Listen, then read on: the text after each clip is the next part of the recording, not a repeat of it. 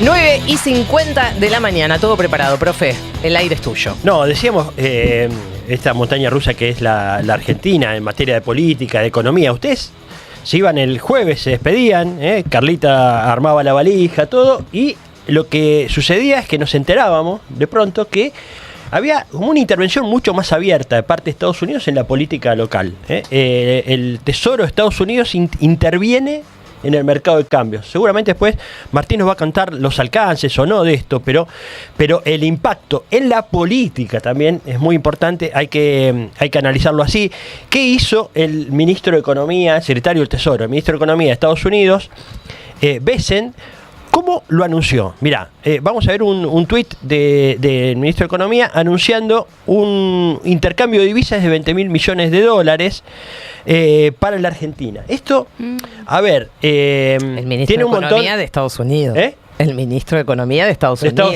Está bien la aclaración porque a veces confunde, ¿no? ¿Cuál es el ministro? Es verdad. Claro, porque para mí no estamos muy claros de quién es nuestro ministro. Yo no tengo ninguna duda de que Bessent es el ministro de Economía de la Argentina. Sí, o sea, claro, el que define, el que decide las políticas de la Argentina. Bueno, por eso uno puede, cuando revisita lo que fue, por ejemplo, el gobierno de Néstor y Cristina, hay que entender eso, que la decisión de pagarle al FMI en 2005... tomada en conjunto con Lula, tenía que ver con eso, con que los ministros de Economía estén acá en la Argentina y no afuera. Bueno, lo cierto es que Scott Bessent dijo que Milei, que el presidente de la Argentina, prometió a cambio alejarse de China y garantizar inversiones a empresas estadounidenses, sobre todo en el área de recursos naturales. Vamos a, si les parece, vamos a escuchar cómo lo contaba Bessent en una cadena de televisión norteamericana, Fox News. Lo decía de esta manera, escucha. Bueno, ¿qué obtenemos de esto? Dice Bessent. Nos beneficiamos mucho. Argentina es un faro en Latinoamérica. El presidente Milei ha hecho las cosas correctas. Él está tratando de romper los 100 años de un mal ciclo en la Argentina. Él también es un gran aliado para los Estados Unidos. Él vendrá a la oficina Oval el próximo martes, mañana, y él está comprometido a sacar a China de Argentina. Es clave para nosotros. China está en todas partes, en Centroamérica, América Latina, México, Sudamérica. Es fundamental que mantengamos muy buenas relaciones, dice la periodista, que estos son fuertes sistemas capitalistas, ¿no? Sí, también vimos que China impulsó más controles de exportación de tierras raras. Anoche Argentina es rica en tierras raras, acá nos da una pista, y rico en uranio. Y creo que están comprometidos con nosotros, empresas privadas entrando y ser buenos socios con ellos. China está tratando de imponer más controles de exportación sobre los minerales, de tierra rara, pesada, y media, algunas otras cosas relacionadas con las tecnologías. Esa es su táctica habitual de aprovechamiento, hablan de China, ¿no? Correcto, antes de las grandes negociaciones. Además, estoy manteniendo a los agricultores de soja estadounidenses como rehenes. Ellos politizaron esas compras de soja y la mayoría de ellos han ido a Brasil. Y tú sabes que no vamos a dejar que esto suceda. Y creo que los chinos tendrán que volver al final de la temporada y comprar soja. ¿Dónde? En Estados Unidos, no en Argentina, ¿no? Es muy interesante todo lo que dice.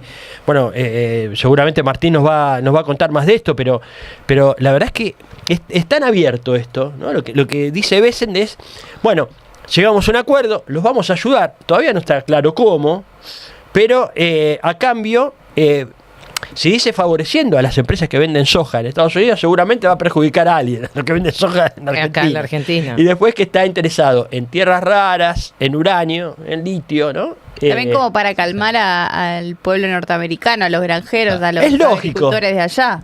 Yo cuestiono lo que hace Bessent. El problema es el rol que nos toca a nosotros.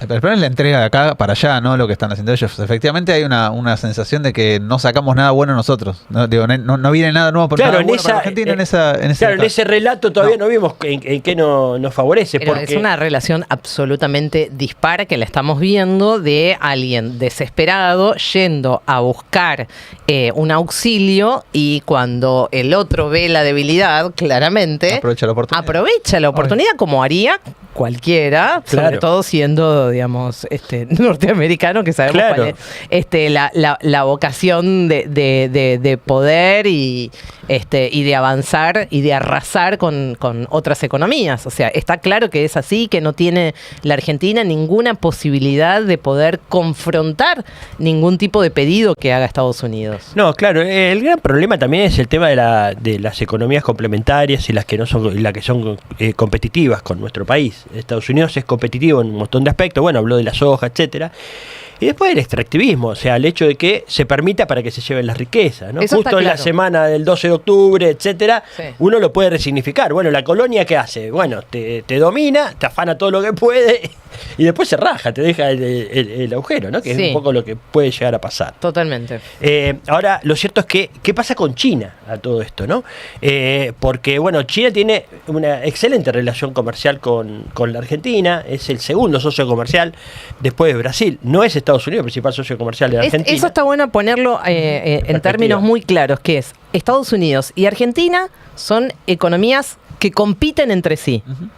Y Argentina y China son economías complementarias. Exacto. Eso es básico entenderlo. Bueno, frente a las declaraciones de Besen, pusimos un poco nada más, pero lo que hacen sobre todo es pegar a China y qué sé yo, y decir...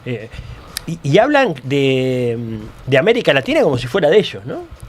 Fíjate cómo la respuesta de China saca un comunicado, la embajada china, a propósito de lo que dijo Besen, declaración del portavoz de la embajada china en Argentina sobre las palabras del secretario del Tesoro de Estados Unidos, Scott Besen, las provocadoras declaraciones del secretario del Tesoro, Scott Besen, formuló recientemente al referirse a las relaciones entre la República Argentina, bueno, y China, ahí así comienza, y dice, América Latina y el Caribe no son el patio trasero de nadie, ¿no? Claro. Y dice, y mientras el gobierno festeja, lo que tenemos es un plan económico atado al auxilio yanqui. Así que bueno, los yanquis salieron ahí a protestar, es decir, nosotros tenemos relaciones comerciales con todo el mundo.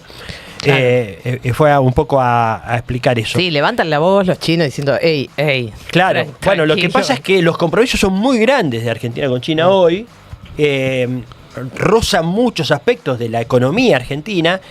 ¿Y qué pasó? Bueno, salió a tratar de bajar un poco la espuma Guillermo Francos. Vamos a escuchar a Guillermo Francos hablar sobre cuál es la relación en realidad de Argentina con China y trata de bajarle el tono a lo que dijo Besen. Vamos a escucharlo. Primero que no vi ningún acuerdo firmado. Claro. Hay comentarios liminares los que han aparecido y hoy justo volvía el ministro Caputo, se reunía con el presidente y seguramente se conversaron los términos del acuerdo, pero no creo que una parte del acuerdo sea excluir a China de la Argentina, ¿no? Puede ser que en algún tema que más le interese a los Estados Unidos tengamos una relación con ellos más próxima y en los temas comerciales obviamente no tiene nada que ver, ¿no? Claro, y el swap con China no corre riesgo al momento. No, yo entiendo que no habría ningún motivo para eso, ¿no? Bueno, estemos atentos. Vamos al tema del swap ahora, Martín, porque Caputo también habló anoche. Vamos a escuchar lo que decía el ministro de Economía, Luis Caputo, en lo de su homónimo, Luis Majul. Escúchalo. Por 20.000 millones de dólares. Sí. ¿Implica la anulación del swap con China por 18.000 millones de dólares nominales? No. Eso es otra cosa que también que se anda diciendo. No. Digamos, de vuelta, Estados Unidos está dando un apoyo total porque considera que es fundamental que haya en Argentina mayor inversión, porque si hay mayor inversión hay mayor crecimiento, si hay mayor crecimiento hay mayor empleo y mejores salarios. Y entonces ve una oportunidad, ahora a la región con más, digamos, con mayor interés, pero dentro de la región, fundamentalmente su aliado, no solo dentro de la región, sino dentro del mundo, su aliado es Argentina. Hoy el presidente es una de las 2-3 personas más importantes, uno de los 3 referentes mundiales más importantes.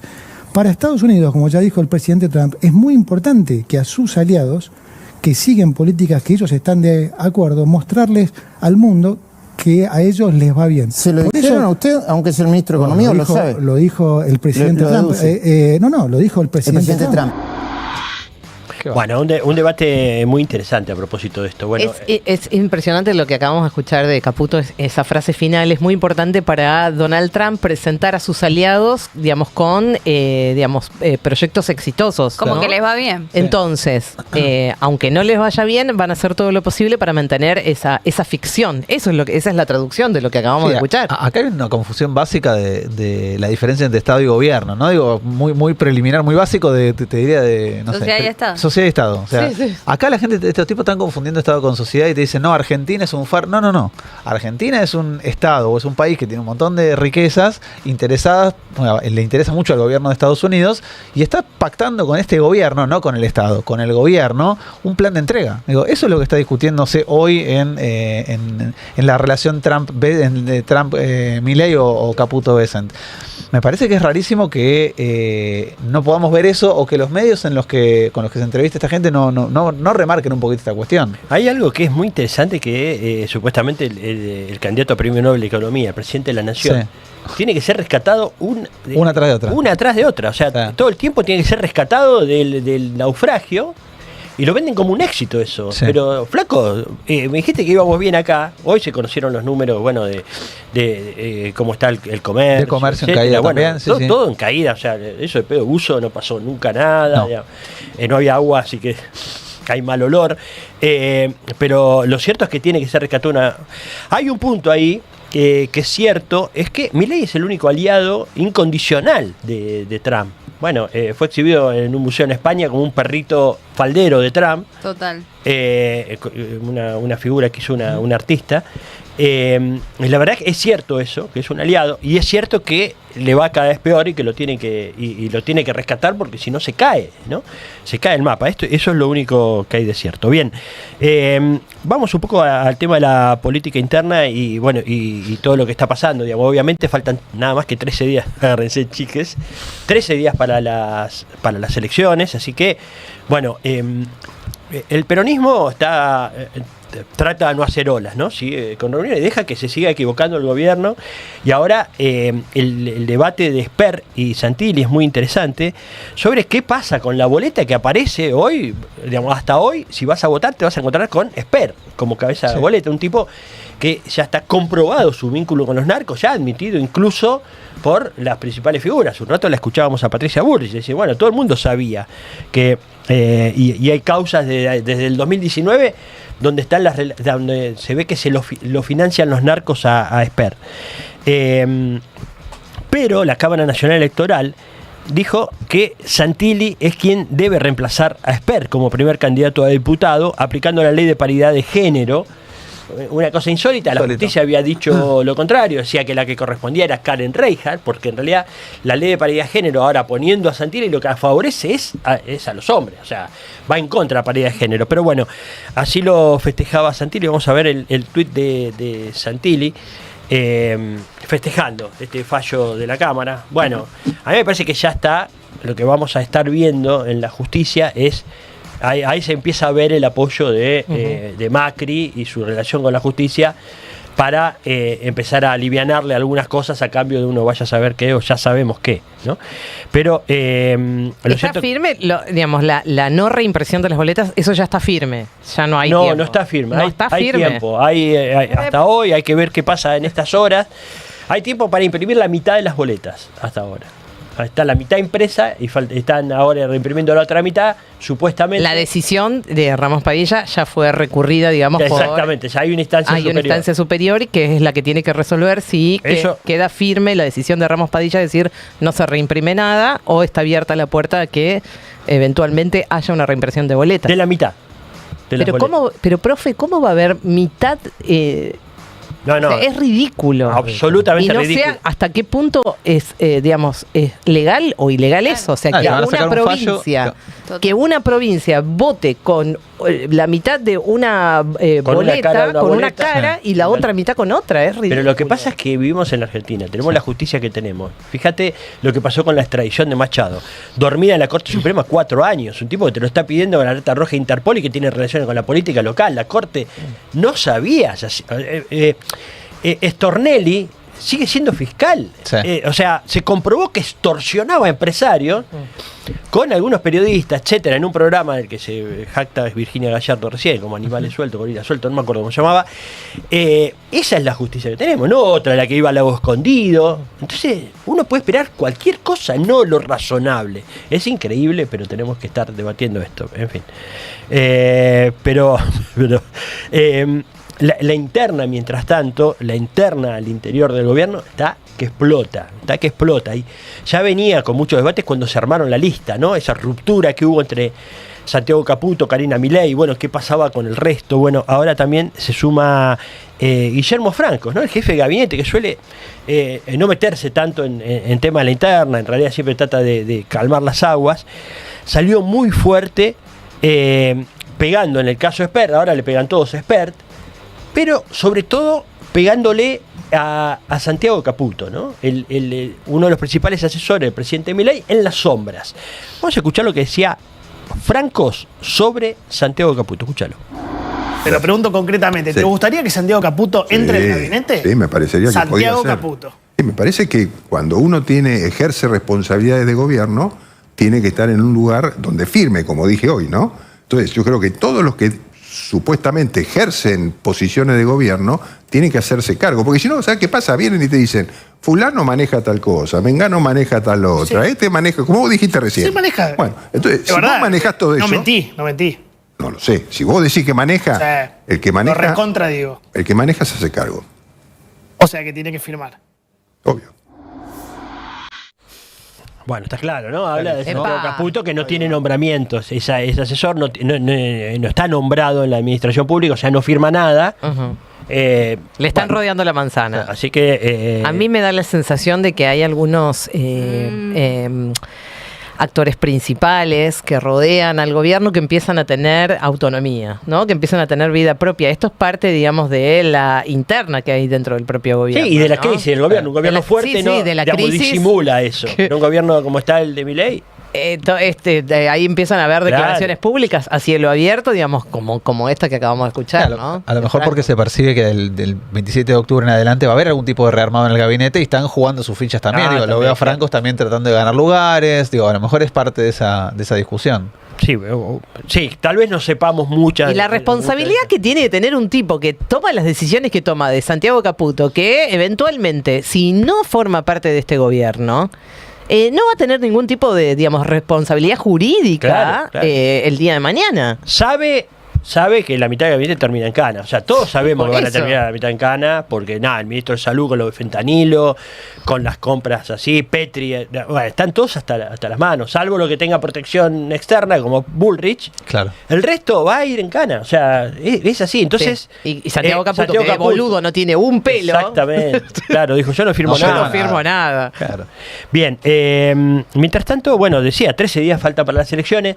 El presidente es quien pone la cara, quien lleva adelante. Es la figura que tiene mejores números. Las listas las armó efectivamente Karina Milei, con muchos personajes un poco desconocidos. Con lo cual tiene que ir Milei a ponerse al frente de la campaña. Estuvo este fin de semana en Chaco y Corrientes. Cada vez más accidentadas se le hacen las salidas. ¿Cómo le fue? Se le complica mucho. Todo el tiempo se le complica muchísimo las visitas. Suerte. Ya la gente estoy re sorpresa. enojada. ¿Quién lo hubiera dicho? Pero bueno, estuvo en Chaco, estuvo en Corrientes y también estuvo en San Nicolás, estuvo en Sidersa haciendo algunos anuncios. Sidersa es una empresa metalúrgica de San Nicolás, muy importante. Vos sabés que me llamó la atención algo. Yo digo, pero que hay una empresa metalúrgica a la que fue bien, a la que puede ir Milei y digamos, los dueños lo reciben y lo presentan. Me parecía raro. ¿Qué encontraste? Sidersa, fui a los números. Entre diciembre del 2023 y octubre del 2025, caída en el volumen de ventas y facturación. El volumen de ventas le cayó el 24%.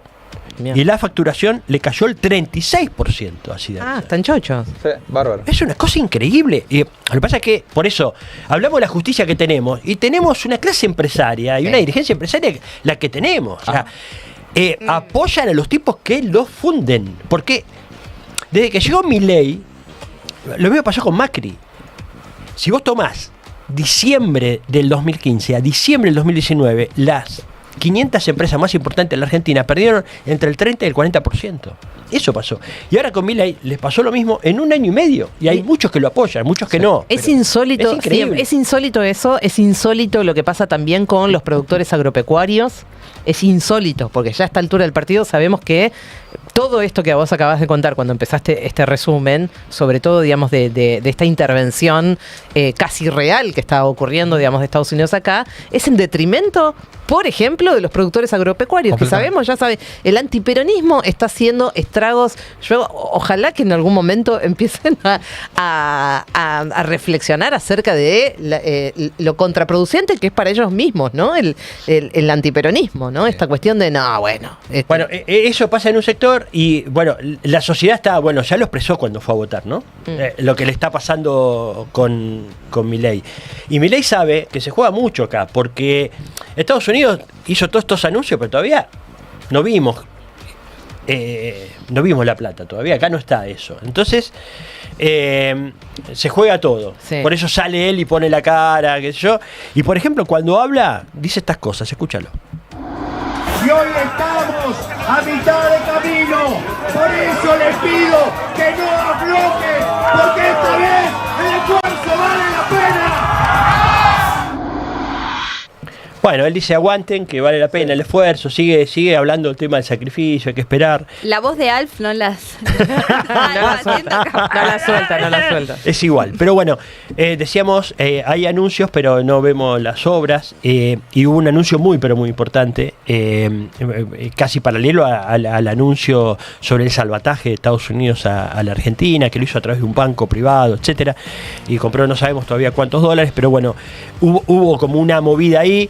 Y lo que hubo es un anuncio muy importante, por cierto, de una supuesta inversión de 25.000 millones de dólares para un proyecto que se llama Stargate Argentina, junto a OpenAI, una de las principales empresas vinculadas a la inteligencia artificial en el mundo, una empresa muy importante, una de las más grandes del mundo, anunció eso, que iba a invertir en tecnología e infraestructura energética en la Argentina. El embajador en la Argentina, el nombrado en la Argentina, Peter Lamelas, lo saludó con un tuit. Se esperan grandes inversiones comerciales como esta a medida que la Argentina continúa mirando y avanzando hacia adelante. Lo anuncia, lo escribe sobre un tuit de Damián Reidel. Hay que prestar atención a lo que pasa con Reidel. Reidel es otro también que no firma, pero que está ahí muy cerquita de Milei. Es un poco la relación con las tecnológicas. Reidel. A mí me parece que es interesante verlo y prestarle atención, porque este proyecto Stargate Argentina lo anuncia OpenAI, pero hay que ver con quién, asociado con quién lo hace, ¿no? Y en este caso... ¿Quiénes son los socios? Claro, ¿quiénes son los socios? Porque anuncian una empresa, se llama Sur Energía, que no tiene empleados, por ejemplo. Y eso es bastante raro por una inversión de 25.000 millones de dólares, con una empresa que ni siquiera tiene empleados ni facturación. Parece raro. ¿Por qué no lo hace solo? Claro. Por ejemplo, ¿no? Lo hace con un socio. Algunos dicen, bueno, ahí vehiculiza la coima a Milei. O sea, ¿cómo le garantizas guita a Milei? Y le haces un salvoconducto, le decís, pone a alguien por una firma y yo te asocio y listo. Entonces eso garantiza que Milei va a hacer todo lo posible porque finalmente salga. Y estamos hablando de mucha guita. Pero bueno, igual, ponele que no sea así, que no haya coima y que efectivamente venga la inversión. Me parece que es interesante pensar. Todavía es un anuncio, está en pañales. Muy nebuloso todo, pero es interesante empezar a mirar a ver qué es lo que puede llegar a pasar, cuáles pueden llegar a ser los beneficios para la Argentina, pero también los perjuicios. Claro, primero decir, ¿es razonable el planteo? Y en principio te diría, sí, es razonable el planteo. O sea, es razonable que una empresa de inteligencia artificial piense en poner los clústeres en algún lugar, por ejemplo, que tenga una zona con frío. Claro. Y Argentina tiene un data center gigante, para que se entienda más o menos de qué se trata. Es un data center gigante donde se va a procesar acá, digamos, de inteligencia artificial, ¿no? Claro. Entonces, aparentemente sería, porque tampoco se sabe demasiado, en Neuquén hay algunos periodistas que están relacionados con el tema de la inteligencia artificial y del desarrollo tecnológico, que hablan de Neuquén como el lugar donde se construiría esta especie de hub, digamos, de data center gigante para poder producir para la inteligencia artificial, ¿no? Data. Sí, hay un montón de preguntas. Procesar datos. Algunas decías vos, Gaby, pero también qué volumen de mano de obra va a demandar, si efectivamente va a tener un impacto en términos de riqueza para la Argentina o no, obvio, porque si vos estableces mecanismos en los cuales le permitas a esta empresa, por ejemplo, radicarse en la Argentina sin pagar ningún tipo de impuestos durante X cantidad de años, o no pagar ningún tipo de retenciones, o digamos, generar mecanismos de exención impositiva justamente para tentar que entren.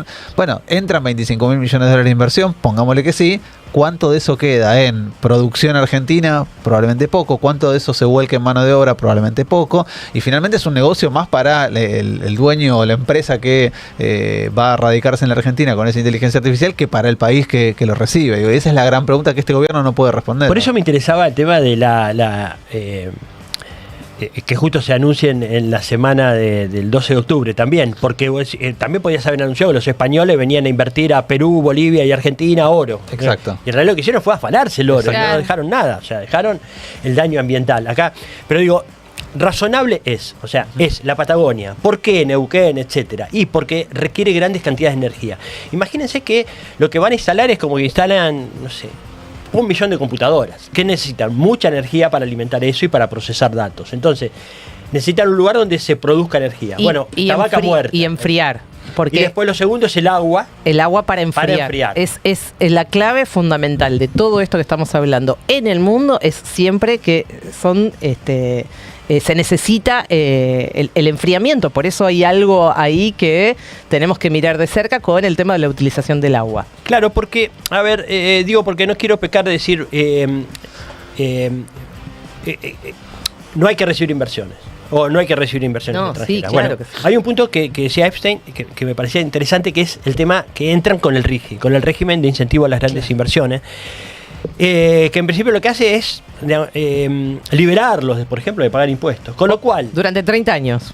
Claro, con lo cual, y también puede contratar mano de obra extranjera y puede traer maquinarias de otro país. Con lo cual, si ellos quieren, si vos tenés un gobierno soberano, y bueno, le dice, mirá, flaco, venís, está bien, pero contratá mano de obra acá, comprá, mirá, en Tierra del Fuego fabricamos cosas, ¿por qué no nos comprán los clústeres a nosotros, claro, las computadoras?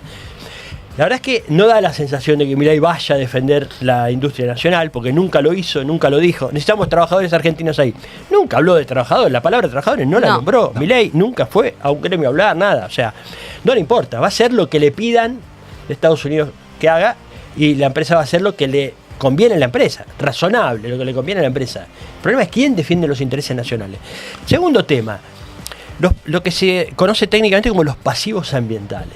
Porque ellos dicen, hay otra cosa, ¿no? Me hace acordar a la conquista del desierto. Dicen, va a la Patagonia y no vive nadie, no hay problema ahí. No, hay gente que viviendo.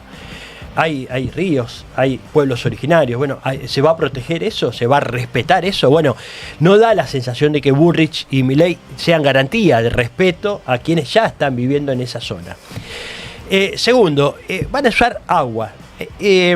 Por ende que ellos dicen, no la va a contaminar, es solamente para enfriar. Por lo pronto la va a calentar el agua. Con lo cual altera el ecosistema, ¿no? Obviamente la biodiversidad. Hay peces que están ahí que son de agua fría, no de agua caliente o tibia. Bueno, entonces va a afectar. ¿Quién va a controlar que no se afecte el medio ambiente? ¿Milei? ¿En serio? Bueno, ahí tenés otro problema serio. Bueno, imagínate lo que significa eso, por ejemplo, para el tema glaciares, etcétera. O sea, vas a calentar el agua. Sí. ¿Qué pasa ahí? ¿Cuáles son los antecedentes? Bueno, hay antecedentes. Este es muy grande, este es el más grande del mundo. Hasta ahora el más grande es uno que está en Brasil, tiene 600 kilos, algo así, y este tiene 25.000. O sea, es mucho más grande, es el más grande de la historia. Que va a producir, claro, una cantidad de kilowatts. Claro. Ya, impresionante. Claro, ya los que están. No sé si se calcula en kilo o en megawatts. No, terawatts. Terawatts. Claro, sí, es una locura. Se va a duplicar la demanda eléctrica, va a llegar a 945 watts anuales, más en 2030, más que Japón entero, digo, para entender el tamaño. El tamaño, es una cosa impresionante. Eso está asociado a la energía que va a necesitar. Claro.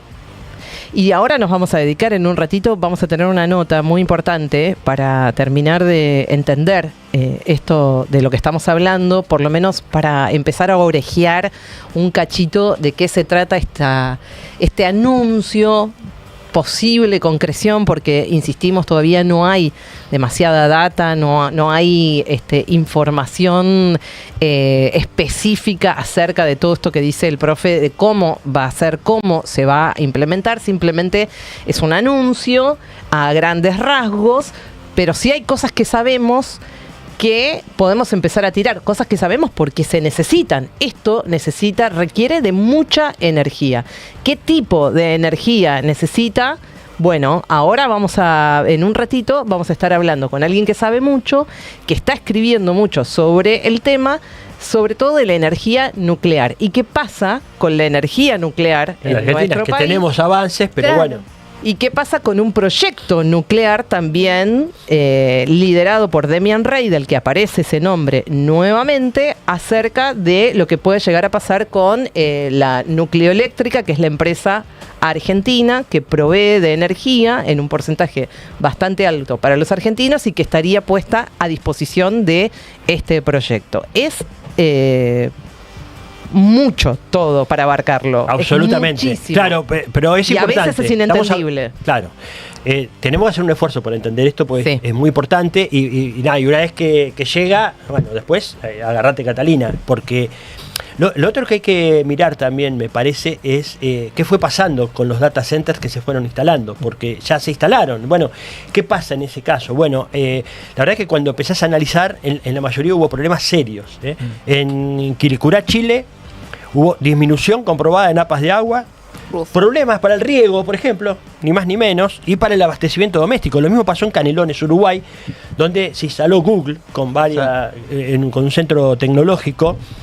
Y ahí también no había agua. O sea, era impresionante. Abrían la canilla y no había agua en Canelones, Uruguay. No es tan lejos y fue el año pasado esto.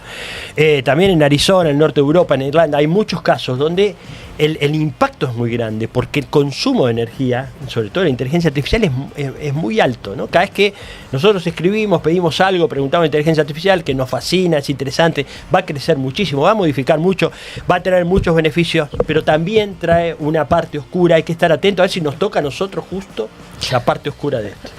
Bueno, gracias, profe. Impresionante. Ahora insistimos, quédense porque en un ratito vamos a seguir ahondando sobre este tema, por lo menos para clarificar un poco algunas partecitas, porque, como decíamos, da la sensación de que es inabarcable, que es inabordable, pero es absolutamente necesario que empecemos a poner un poco de luz acerca de cosas que nos parecen tal vez un poco lejanas o distantes en el sentido de, bueno, todavía no terminamos de entender cómo funciona la inteligencia artificial, qué va a pasar con la inteligencia artificial en el mundo, pero sí hay cosas técnicas que está bueno saberlas, y sobre todo teniendo en cuenta de que hay este anuncio muy importante de una inversión absolutamente millonaria que está en manos de los Estados Unidos y que vendría acá a la Patagonia Argentina. En un rato entonces vamos a ampliar esta información. Ahora cerramos como siempre con el pronóstico. Pórtate bien. De 9 a 12. En Re.